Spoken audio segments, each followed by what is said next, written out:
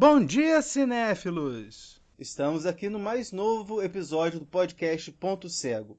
Eu sou o Thiago, seu apresentador, e junto comigo está... Eu sou Thales Ramos, prazer, eu tenho 20, vou fazer 21 anos em abril.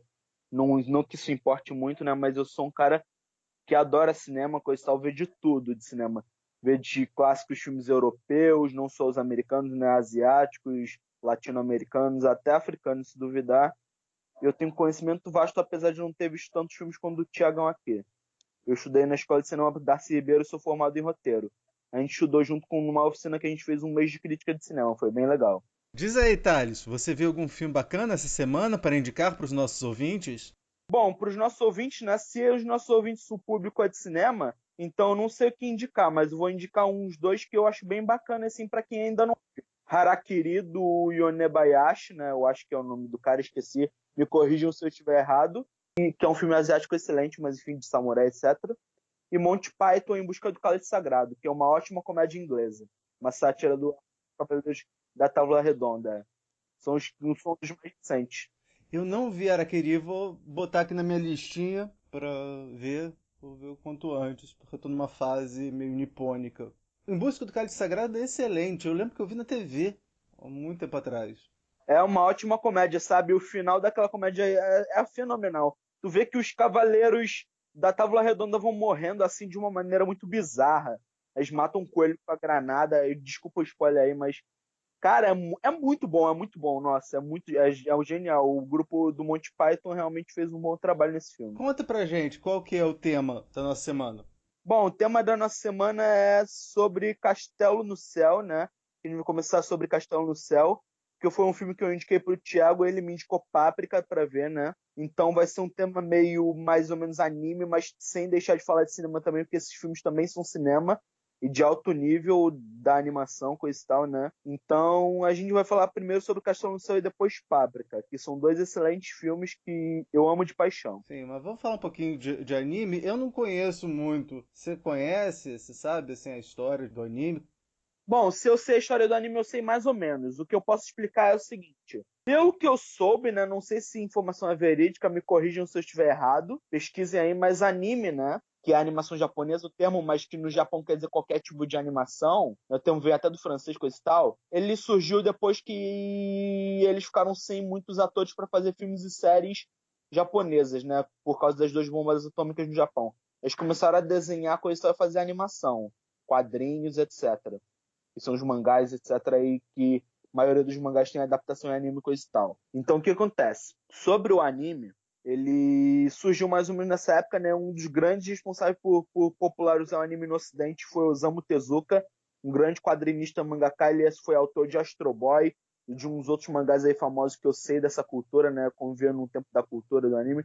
Aí influenciou outras gerações com esse tal, e anime ficou popular no ocidente por volta dos anos 80, com, sei lá, nos Estados Unidos viu Dragon Ball, etc e tal, veio outros nos anos 90, tipo Evangelho, etc e tal. Enfim, vieram os filmes do Estúdio Ghibli, obviamente, que são mais ou menos dessa mesma época. E eu convivi bastante tempo com a comunidade de anime. Qual foi o primeiro anime que você viu? Ah, cara, o primeiro anime que eu vi foi Naruto, aí seguido de Dragon Ball, coisa e tal. Foi esses bem famosões mesmo. Aí depois eu vi uns mais antigos, outros mais novos, coisa e tal. Entendeu? Mas hoje em dia eu sou mais ligado em cinema mesmo. E sempre foi uma paixão antiga que, na época que eu era fissurado em anime, né? Eu era muito fissurado mesmo, aí eu voltei a ser apaixonado por cinema e hoje em dia eu prefiro ver as duas coisas, sabe? Mas principalmente cinema, porque cinema é um mundo vasto, não é só um ponto de vista do Japão, mas também do mundo inteiro. E cinema, apesar de ter muita coisa ruim também, cinema para mim é algo tão mágico que não perde o brilho tão facilmente. E, né, mas anime também não deixa de ser, tem seu valor. Tanto que a gente viu esses dois filmes excelentes que vamos falar aqui hoje. Então, vamos lá, Otário. Você já deu spoiler, mas vou perguntar qual foi o filme que você escolheu pra mim? Vamos falar sobre Castelo no Céu, né? Castelo no Céu, de Hayao Miyazaki. É a história, eu copiei aqui do IMDb, né? É a história de um jovem garoto e uma garota com um cristal mágico que correm contra piratas e agentes do governo na busca de um lendário castelo flutuante. Eu gostei muito. Esse foi o primeiro filme do estúdio Ghibli, né? Foi o primeiro, sim. Tudo bem que eu ouvi 5 filmes pré-Ghibli, mas da fundação do estúdio foi o primeiro mesmo. Então conta um pouquinho da história do estúdio. E do Miyazaki. Então, Hayao Miyazaki nasceu em Tóquio, no Japão, dia 5 de janeiro de 1941. Tem 3 filhos e uma esposa. Durante a infância, teve que se mudar em vários lugares com sua vida de 1944 a 46, devido às consequências da guerra. Se formou em ciências políticas e economia e, com o passar do tempo, acabou se interessando na animação e resolveu seguir carreira. Ele sofreu bastante com a consequência da Segunda Guerra Mundial. Ele teve que se mudar de muitas casas, etc. Ele, aliás, odeia os Estados Unidos. Ele é um ótimo artista e ele deve ter seus motivos pessoais para odiar os Estados Unidos, mas ele também, às vezes, é um pouco exagerado quanto a isso. Mas, tipo, ele teve uma infância difícil, ele virou animador, né? E da fundação do Estúdio Ghibli, ele começou a fazer animação. Ele teve a ideia de fundar o estúdio, etc e tal, né? E, basicamente, ele fundou o estúdio, né? Nos anos 80. O último filme pré-Ghibli, né, foi feito por ele, né, que é o Náusea, que disseram que é muito bom, ainda não vi. Ele foi de 84, mas foi um pouco antes para dar um boom para popularizar o estúdio. Aí veio o filme do primeiro lançamento oficial na fundação do estúdio mesmo, Castelo no Céu, que é esse que a gente está falando agora. E o filme tem alguns elementos que o Miyazaki se inspirou nas viagens de Gulliver, né? Em especial na terceira viagem. Os filmes do Ghibli têm bastante inspiração em várias dessas coisas.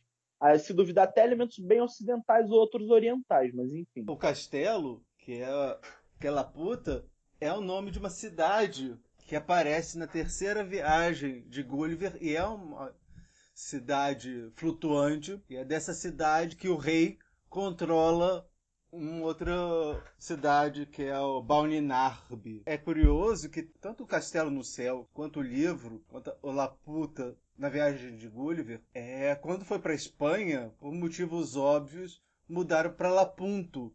É porque o nome fica muito duplo sentido, né? Nas línguas latinas, em especial espanhol e português, fica Laputa, quer dizer, a puta, tá ligado? A tradução seria do espanhol, no caso. Eles mudaram tanto no Viagem de Gulliver quanto no Castelo no Céu para Lapunto. Lapunto, é. Cara, e o que eu acho mais interessante desse filme, né? Tipo assim, é toda a mitologia e o universo criado nele, tá ligado? É bem inspirado nas viagens de Gulliver, mas, tipo assim, tu vê um universo bem imersivo, na minha opinião. A trilha sonora ajuda. A animação dispensa comentários, é Estúdio Ghibli, né?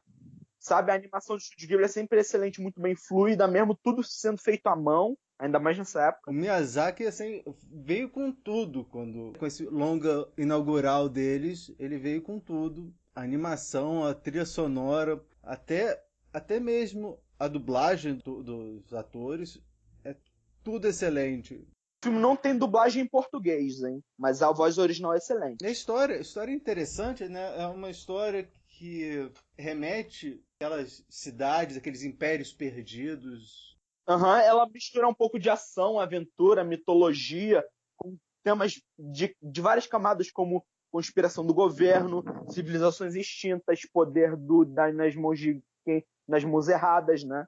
Enfim. Você falou isso de questão do governo, você vê que assim, eu vi, para me preparar, eu vi alguns filmes do Miyazaki. Eu vi Mononoke. Esse é excelente, é meu favorito do Ghibli, mas isso fica para outra história. Vi Kiki. E serviço de entregas da Kiki é muito bom, Kiki Delivers Device, né? Mas enfim. Que é mais Junotan Kyubin, que é o nome em japonês, mas enfim. Porco Rosso. Porco Rosso, esse eu ainda não vi, eu confesso. Vi Lupin, o terceiro. Mas esse é do pré-Ghibli. O Lupin é o Castelo de Cagliostro, mas é o Castelo de Cagliostro, também foi importante, mas enfim. Tanto que o Lupin é uma franquia de animes famosa bem no Japão, tá ligado? Ele tem até anime de vários episódios, coisa e tal, mais de 100 episódios, tem até séries novas até hoje. Mas o Lupin, essa trama é isolada, então dá pra entender sem ter visto a série animada do Lupin, o Castelo de Cagliostro.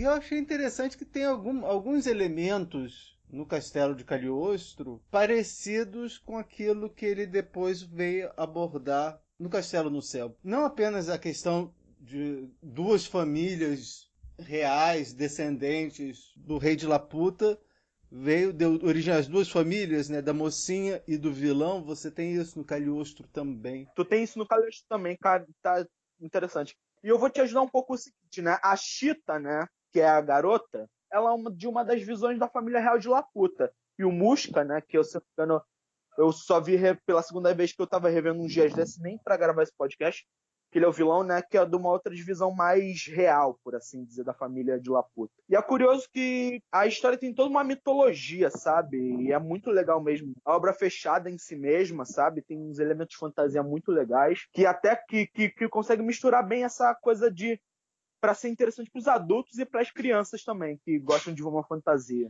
Sim, não. E ele aborda, como você disse, ele aborda a temas mitológicos universais da cidade perdida, né, que a gente vai ver. Cidade de ruínas, tu vê que tem na mitologia grega ou Atlântida, né? Tu vê que tem até cidades reais, Pompeia, que caíram, né? Na Revista Real. O reino de Napoleão, que era um reino que caiu também, e outros reinos também. É uma mitologia, como tu disse, bem universal mesmo. Isso me lembrou muito o trabalho do Joseph Campbell. Foi um professor de mitologia comparada lá da Universidade de Columbia, lá em Nova York. Num dos seus primeiros livros, ele conta que a história do herói, o mito do herói, é um mito universal que você vai conseguir encontrar em todas as culturas, né? Que é a história do jovem que é chamado para a aventura e aí ele passa por várias provações, né? Às vezes ele vai para o centro da Terra, às vezes ele sobe, ele vai lá para o alto de uma montanha, vai para um lugar que ele não conhece, vai para um lugar que ele não tem controle das coisas. E aí ele passa por essas provações e ele volta. E isso me lembrou essa história. E aí me lembrei também que, como você gosta de Guerra nas Estrelas, o George Lucas assumidamente disse que se inspirou nos escritos do Joseph Campbell para fazer o Nova Esperança. E depois eles até ficaram amigos até a morte do Campbell. Podemos falar um pouco sobre os personagens? Eu tenho um esquema aqui na minha cabeça, podemos? Tipo assim, vamos falar do seguinte, né? Para dar um pouco mais de contexto à nossa conversa, né? Vamos falar dos personagens. Que é o Pazo, a Chita, os moradores lá dos mineradores, né? Da vila, o exército, os piratas e o vilão Musca. Vamos falar pelo Pazo. O Pazo é um típico órfão, tá ligado? Que não conheceu os pais direto, quer dizer, até sabe da história do pai dele, que o pai dele foi responsável por, né, descobrir a cidade no céu, e ele foi dito como um grande mentiroso, com a câmera lá de fita mesmo, né? Ele tirou a foto e tal. Sim, mesmo com a foto ele foi considerado um grande mentiroso, aí ele queria provar para o mundo inteiro que o pai dele não era. E o Pazo é órfão, ele é um garoto independente, ele sabe cozinhar, ele trabalha, isso eu acho legal nele, sabe? E ele é um garoto bom, tá disposto a ajudar as pessoas. E aí ele conhece a Chita, né? Que é uma garota que caiu do avião. Por isso ela estava sendo levada pelo governo, algo do tipo. E os piratas também estão perseguindo ela. Ou seja, ela está sendo perseguida tanto pelo governo quanto pelos piratas, né? Porque ela tem um tesouro valioso que leva ao objetivo do que os piratas querem, que interliga, né? Tanto o objetivo dos piratas quanto o objetivo do governo. E a cidade no céu e seus tesouros, suas maravilhas, etc., que no filme explica bastante o objetivo deles. Agora, quanto os moradores da vila, eles são aqueles típicos moradores da vila, mas eles são prestativos quando podem, e eles são unidos, sabe? Uma comunidade bastante unida, o que falta muito nos dias de hoje, porque todo mundo está desunido, é uma desgraça, sabe? Nos filmes do Ghibli isso alivia um pouco o coração, sabe? E sobre os piratas, né? Tu tem uma avó que é mãe dos piratas, né? Que é a líder, né? Que, tipo, ela é a líder dos piratas e está atrás dos tesouros dela. Eles são piratas sem caçar, mas no fundo, tu vê que com o decorrer do filme eles só fazem isso porque eles são piratas, tá ligado? Eles não são necessariamente pessoas ruins. E tu vê que tem essa dualidade, sabe? Que eles são piratas, mas também precisam sobreviver. Então eles não tratam só piratas porque eles são malvados ou algo do tipo, esse estereótipo. Você vê que tanto que eles ajudam, no final eles acabam ajudando O Pazo e a Chita. o Paz e a Cheta. Eles até se unem contra o governo, coisa e tal. É muito legal. E os elementos do governo que você estava falando? Bom, dos elementos do governo, né, a gente vai falar eles como personagens, né? Tem o Musca e tem os seus oficiais, né? Que eles são os vilões da parada e que eles estão atrás. O governo quer a tecnologia avançada de Laputa para fins pessoais deles, como muitos governos aí querem. Mas, tipo, em Laputa, né, tem uma tecnologia avançada que é responsável por muita coisa que explica na trama. E aí o governo quer disso para se apropriar dessa tecnologia e dominar o mundo, né? Obviamente. E qualquer governo ditatorial que se preze quer uma força poderosa e eles querem ser igualmente poderosos. Então essa simbologia do filme é muito legal. Muito bem explorada, né? E o exército nesse filme também seria um grande antagonista. E tu vê que o exército não é pequeno, tá ligado? São milhares de pessoas. Até no filme mostra que são milhares de pessoas. Pois é, eles têm até aquele Zeppelin enorme, o Golias. O Golias, que cabe umas 2.000 pessoas, algo do tipo. Que como se fosse uma espécie de Titanic, né? Só que voa. Sabe? Então tu vê todos os personagens que têm motivações. Agora as motivações pessoais, né? Do Pazo, por exemplo, ele conheceu a Cheetah, e a Cheetah e ele se deram bem. Tá muito na cara que eles são meio que um casalzinho, sabe? Só que diferente dos casalzinhos que a gente vê em muitos filmes genéricos por aí, eles têm motivo, têm substância, tá ligado? Eles têm uma química legal. E faz o total sentido eles serem assim. O cara salvou o cara salvou a Cheetah, ele tá endividado com ela, ele protege a garota, coisa e tal. Enfim, você sabe, né? E tu vê que a Cheetah não é uma garotinha que é só uma princesa que precisa ser salva. Ela age quando pode. Ela até enfrenta o vilão do filme, etc. Ajuda cozinhando, ela sabe cozinhar. E ela foi criada pela avó, ela é órfã também. Os dois são órfãos, né? Isso cria uma conexão muito forte entre eles também. Isso é muito legal de ver no filme, cara. Pra mim, uma das cenas mais bonitas desse filme, na minha opinião, é a cena que quando eles estão sendo perseguidos pelos piratas antes deles serem aliados contra o governo e o exército do governo tá atrás deles, que eles caem no trilho do trem e aí embaixo das minas, né? Eles são salvos pela pedra, que é a pedra que salvou ela no início da morte. E a pedra flutua, etc. Flutuou os dois. Essa é uma das cenas mais bonitas do filme, na minha opinião. Sim, é legal. Tanto que a capa do filme, né? Sim, sim, sim. Isso é muito legal, nossa.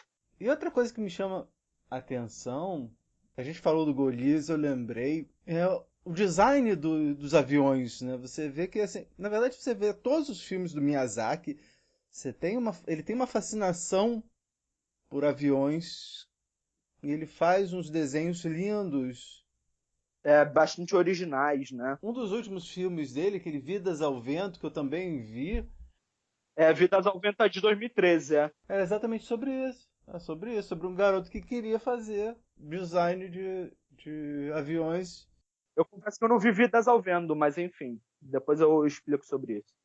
Mas eu vi bastante de Ghibli também. Eu vi quase metade, enfim. Tem uma coisa como esse filme acabou influenciando a cultura, não apenas japonesa, mas só que assim, o cinema, né, a animação, não apenas a animação japonesa, mas você vê essa história da Disney, como Atlantis, né? Wall-E. O Oli E tu vê que, tipo assim, a Ghibli é considerada a Disney japonesa e não é à toa. Se bem que eu acho que os filmes da Disney são bons, mas os da Ghibli são melhores ainda. Mas enfim. Até videogame, eu fui procurar e vi que assim, tipo, tem alguns jogos que foram influenciados por essa história, né? Por exemplo, né, tem um jogo chamado Final Fantasy VII, que ele é o sétimo da franquia Final Fantasy. Todos os Final Fantasy são independentes. Tu pode jogar qualquer um que tu vai entender a história de cada um. Tem um outro jogo, aquele BioShock Infinite, também que é influenciado, né? Tanto que se passa exatamente numa cidade no céu. A influência do filme é enorme. E quem não viu, vale a pena. Muito legal. Agradeço demais a indicação, Thales. Gostei bastante. Sim, e detalhe que é o seguinte, né? Esse filme Laputa, né? Pode não ter sido o primeiro nesse estilo, tá ligado? Porque teve as de Gulliver e coisa e tal. Mas com certeza deve ter tido algum impacto, assim como a gente falou, sabe? Tu vê que a estética é muito legal, o filme é gostoso de ver. Ele é um filme que tem mais divertidos e descontraídos, mas tá ao mesmo tempo sérios também, né? Então tu vê que é um filme infanto-juvenil que adultos também podem gostar e apreciar. Então tu vê que o filme dá pra assistir numa boa. Ele tem 2 horas e pouca, mas dá pra assistir as 2 horas rápido no filme. E a gente até vai brincar um pouco com essa coisa de Hollywood de querer fazer um segundo filme, uma sequência. Tu acha que Castelo no Céu precisa de Castelo no Céu 2? Eu não acho, não. Como você falou, né? É fechado em si mesmo, tá redondinho, não precisa. Essa história de Hollywood também é outra história que a gente não vai comentar muito aqui, mas a gente sabe que existe esse problema no cinema hollywoodiano. Enfim, nem sempre isso vem pro mal, mas muitas vezes vem, sabe? O Castelo no Céu, né? Pra mim é um dos melhores filmes do Estúdio Ghibli, perdendo apenas pra Túmulo dos Vagalumes e Princesa Mononoke. Que o Túmulo dos Vagalumes não é do Miyazaki, é do Takahata, que já é falecido, que fez uns filmes até recentes do estúdio. Mas, tipo, o Takahata é mais pé no chão, diferente do Miyazaki. O Miyazaki faz umas fantasias com mais camadas profundas, mas, tipo assim, ainda é fantasia. O Takahata faz coisas mais pé no chão, mas enfim. Dele eu só vi o Túmulo dos Vagalumes. Tem o Conto da Princesa Kaguya também, que é muito bom, e alguns outros que eu esqueci o nome, mas enfim. Mas, tipo, é muito bom o Castelo no Céu, vale a pena ver, sim. Até hoje o filme envelheceu graciosamente bem, e se tu tiver uns irmãos ou uns filhos, sei lá o que, vê com eles que eles vão adorar. E também os adultos também vão achar muito bom também. E vejam legendado, obviamente. Embora as dublagens do Estúdio Ghibli sejam boas, pessoal, não são todos os filmes que têm dublagem. Castelo no Céu e Túmulo dos Vagalumes, por exemplo, não tem dublagem. Mas vale ver a experiência legendada, que é superior, mas é muito boa de ver, mesmo assim vale a pena conferir. Sabe? E você gostaria de destacar um personagem que tu gostou bastante ou todos tu gostou igual? Eu gostei bastante dos personagens, mas eu gostei do avô, que é um mineiro. O mineiro sabe, aquele avô que tem a cara de sábio. Ele parece tipo um Yoda, só que tipo, ele é minerador. E aí ele explica para os dois, né, o que é a pedra, né, A tecnologia avançada, a pedra é a pedra, né? E tu vê que o avô dele tem ligação com a cidade antiga, que eles antigamente sabiam dessa história, que está sendo passada de geração para geração, mas só que deixou de ser muito passada com o tempo. Aí ele estava explicando lá, isso é bem legal. Eu gosto desse personagem também, apesar dele ser quase que um figurante, mas ele é importante. Eu gosto também na legenda em português é Dola, na legenda em inglês é Dora, que é a líder dos piratas. Sim, é uma personagem interessante.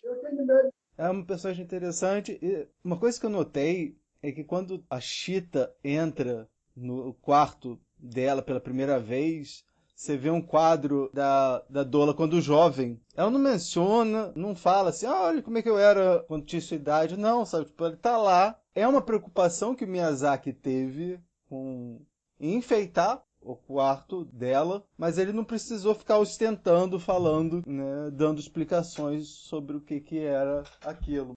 Agora vamos falar sobre Páprica um pouco. Agora sobre o Páprica, né? Ele é um filme bem aclamado e até cineastas como Nolan beberam dessa fonte. Tanto que o Inception, como o Thiago me mostrou aqui, né, tem cenas muito semelhantes. Antes de a gente entrar no filme, eu gostaria de dar uma sinopse rápida. No futuro, mais ou menos recente, foi desenvolvido uma técnica por 3 cientistas de se gravar os sonhos das pessoas, né? De entrar nos sonhos um do outro. De entrar nos sonhos um do outro. E isso ajuda pro tratamento psiquiátrico das pessoas. Trio, né, que é a Shiba, o Tokita e o Shima. E o problema é que a máquina é roubada e de repente todo mundo que usou essa máquina começa a enlouquecer.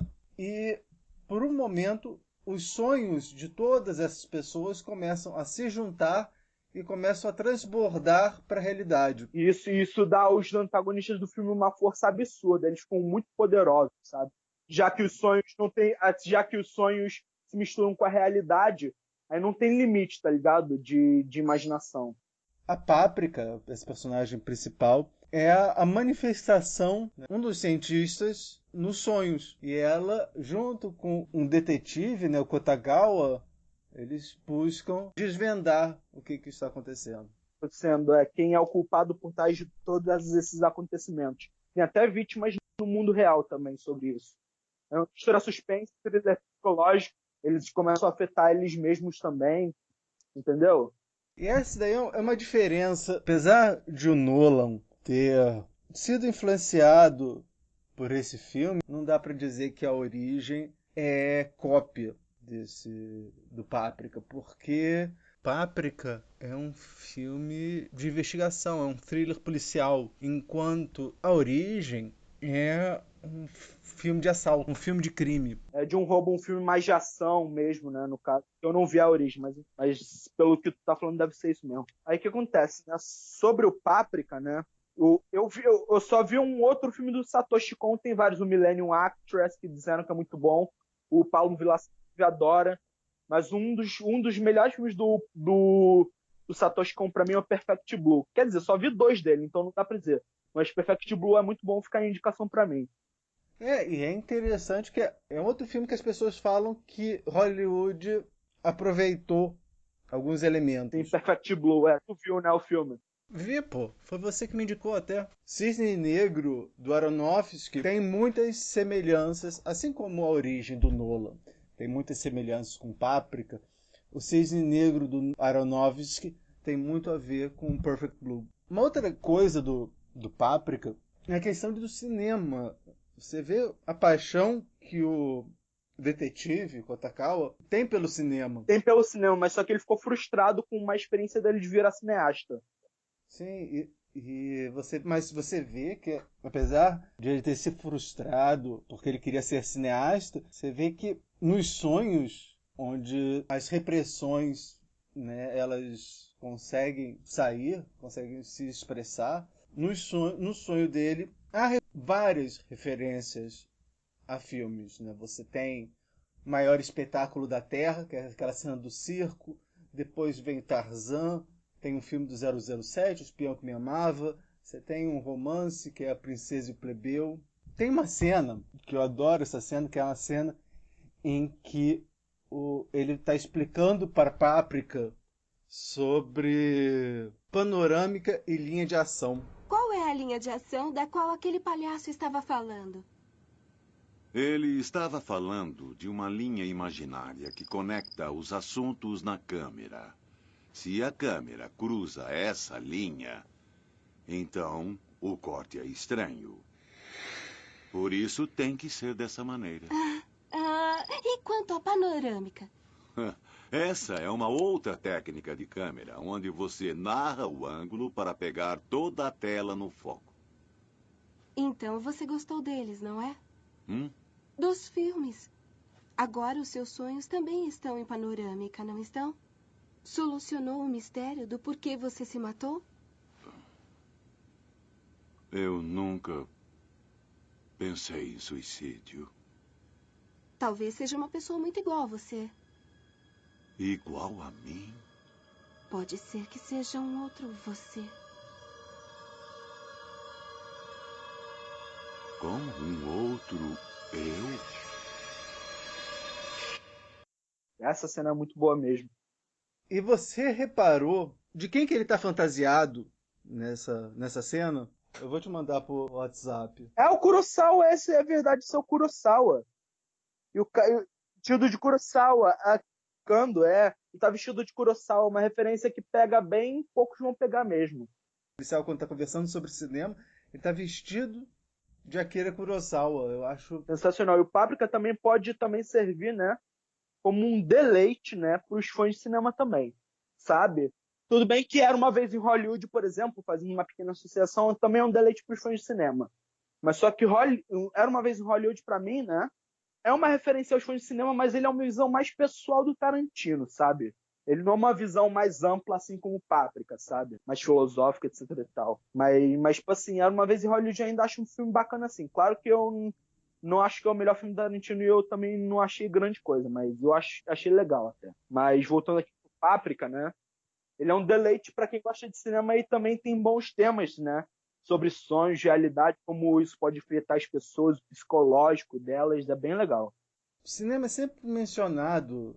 Logo no começo, a Páprica fala, né, que o sono REM, que ocorre mais tarde durante o ciclo do sono, é mais longo e mais fácil de se analisar. Se os ciclos iniciais são, digamos, filmes de curta duração, então os ciclos que ocorrem mais tarde são filmes de longa duração. Então isso nos torna um astro de filme de sonho. Você tem também referências a Peter Pan, quando ela aparece de sininho, a Pequena Sereia, ao Pinóquio. Tem uma hora em que o Kotakawa tá lá, ele, a Shiba e o chefe estão lá conversando. E atrás você tem um quadro, uma representação do Édipo com a esfinge. Tem um determinado momento que ela está fugindo do vilão e ela está num quarto onde só tem quadros famosos, né, como aquele quadro do Gustave Moreau, que ela entra e aí ela assume a forma de esfinge, enquanto o outro cientista, né, o Ozanai, ele acaba assumindo a postura de Édipo. Uma nota aqui do Thiago do Futuro. Eu ia colocar a versão dublada dessa cena, mas a versão em inglês tem um diálogo tão melhor, mas tão melhor, que eu vou colocar a versão em inglês. The Sphinx look really doesn't suit you, my dear. Who are you, really? A dedicated scientific researcher or just the chairman's pet dog? Shut up! I have many faces. That is what makes me a man. The only man I see is one with a big Oedipus complex. You believe the chairman's your mother! Páprica, como um ser onírico, um ser dos sonhos, né, acaba se transformando em esfinge, que está sempre muito associado com Enigma. Né? Você lembra que Enigma da Esfinge é um caso uma história que é perpétua até hoje, né? Que você sabe qual que foi o enigma da Esfinge, né? Qual o animal que anda com 4 patas de manhã, 2 à tarde e 3 à noite? E aí ninguém sabia responder. Né? Eles estavam numa cidade, né, Tebas. O rei, o Laio, tinha sido morto. Tinha essa esfinge que estava matando todo mundo que não soubesse resolver o enigma. Aí chega Édipo, resolve o enigma e acaba virando o rei. E o pessoal sabe o que acontece depois. O enigma da esfinge se resume muito à questão de o que é o homem. Né? É aquilo que está lá no pórtico do oráculo de Apolo, em Delfos, que é o conhece-te a ti mesmo. Aliás, tanto que esse personagem, em meados do filme, vai aparecer representando uma estátua, né? Ele vai ter o corpo da estátua, mas o rosto, a cabeça é desse personagem. E a estátua é a estátua de Apolo Belvedere, feita por Leócritas. Eu vou fazer o seguinte, logo que a gente botar o podcast, eu vou pegar essas referências visuais do Páprica e postar lá no Facebook para as pessoas. Tá, beleza. Aí o que acontece? Continuando sobre Páprica, né, eu ia falar uma coisa que é a seguinte. O Páprica também, né, ele pode também servir como uma metáfora para tudo que o cinema pode representar. Porque, tipo, existem pessoas, né, que, tipo assim, não estamos falando da gente porque a gente é bem aberto, o pessoal de cinema no geral é bem aberto, mas tem alguns cinéfilos, no caso, né, tem que ter um limite, sabe? Senão fica muito bagunçado a história, o roteiro, a coerência, etc e tal. E pra mim isso depende, isso é relativo, isso não é bem assim, e Páprica mostra exatamente isso, porque tu misturando sonhos com a realidade, como é que tu vai fazer isso de uma maneira que, sabe, sonho lá sem pé nem cabeça mesmo. Então, tu vai fazer isso, resolver os problemas de uma maneira como um sonho mesmo, por assim dizer. Sim, não, se você está esperando que o filme que tenha muito sentido, dá para entender todas as coisas, não vai apreciar o filme. Eu falei mais cedo, quando a gente estava falando do Harakiri, eu falei que estou numa fase nipônica, mas eu também estou numa fase surrealista. Eu vi 9 filmes do Buñuel esse mês. Surrealismo é bem legal, cara. Tu vê que até a fase surrealista é bem legal, cara, é bem legal mesmo. E tu vê até que o Castelo no Céu, como a gente estava falando anteriormente, ele também tem umas coisas meio surrealistas também. Claro, na base da ficção fantástica, mas, tipo, ele tem, sabe? Como, por exemplo, um castelo que voa no céu, tudo bem que isso é explicado no filme também, mas, tipo, tu vê que é como se fosse um sonho, tá ligado? Também, de Páprica. Que tu voa assim, é como se fosse um filme. Se Castelo no Céu estivesse também, eu acho que seria interessante também, mas, claro que não dá pra colocar tudo num filme de 1h30, mas, enfim. Mas tu vê, né, que tem tu vê, né, que tem várias referências a cinema e surrealismo também. Então tu vê, né, um castelo no céu que flutua no céu, aí eles vão de avião, sei lá. Enfim, às vezes, né? E tu vê certas cenas, né, no Castelo no Céu, como o próprio Pazo, né, segurando a Cheetah, quando a pedra para de funcionar, ele tem que guardar o peso dela. Como ele não cai daquela plataforma, tá ligado? Mas isso a gente releva, um filme de aventura pra infanto-juvenil, mas que também serve para os adultos piarem. Não, é uma coisa assim que a arte depende na arte, tá ligado? Não é bem assim que funciona. Eu também tô gostando bastante de ver essas coisas surrealistas também. Páprica, pra mim, foi uma experiência bem legal sobre isso. E você sabia que a trilha sonora do Páprica foi o primeiro filme a usar um software de sintetização de voz, o Vocaloid? Vocaloid é... Sobre Vocaloids, né? Tem uma Vocaloid famosa que é a Hatsune Miku, né? Que é uma Vocaloid com uma cantora virtual que faz sucesso no Japão até hoje. Tem até jogos dela de ritmo, etc e tal. Enfim. Então, tipo assim, os Vocaloids, né? A Páprica tem música de Vocaloid, de verdade. O tema de Páprica é isso. São as idols, né? Sem serem pessoas reais, né? Serem uma cantora virtual, no caso, que cantam vozes virtuais, etc., de inteligência artificial. Então tu vê que isso é bem legal, sabe? Apesar de que sobre as Vocaloids, né, elas não têm necessariamente uma personalidade, porque são IAs, elas não são humanas, sabe? Tem vontade de ser o quê? Então as Vocaloids podem ser do que os fãs quiserem que seja, tá ligado? Esse é o problema das Vocaloids. Mas de alguma forma eu acho legal esse conceito de colocar canções de Vocaloid, acho interessante. Tu vai curtir o filme se tu tiver com essa mente aberta, como a gente falou, de querer entender a arte como ela é. Se tu quiser apreciar uma coisa mais surrealista, tu vai curtir bastante Páprica, sim, né? E se tu não gostar de Páprica, lamento, mas a gente continua achando um bom filme, sim, um ótimo filme, na verdade. Enfim, mas é isso. Que bom que você gostou. Eu gostei de Páprica, sim, e que bom que você gostou de Castelo no Céu. Viu até alguns filmes de Miyazaki. Foi ótima sua escolha. Eu acho que combinou bem os dois filmes. Então vamos passar, Thales, pro quadro Tem na Netflix. Tem na Netflix? Tem no Netflix? Tem no Netflix? Tem na Netflix? Tem na Netflix. Então, Thales, você viu algum filme interessante na Netflix durante esses dias? Cara, tem na Netflix? Cara, eu vi que na Netflix chegou alguns filmes do Estúdio Ghibli e em março também vai chegar. São 21 no total. Chegar todos, tá ligado? Você pode ver Castelo no Céu lá na Netflix. Tem lá. Veja. Ainda bem que a Netflix está se disponibilizando a passar os filmes do Estúdio Ghibli. Todos, no caso. Enfim, só não tem os pré-Ghibli, mas tem todos os principais do estúdio. Cagliostro tem. Cagliostro tem? Na Netflix. Ah, legal. Que bom que eles colocaram lá também.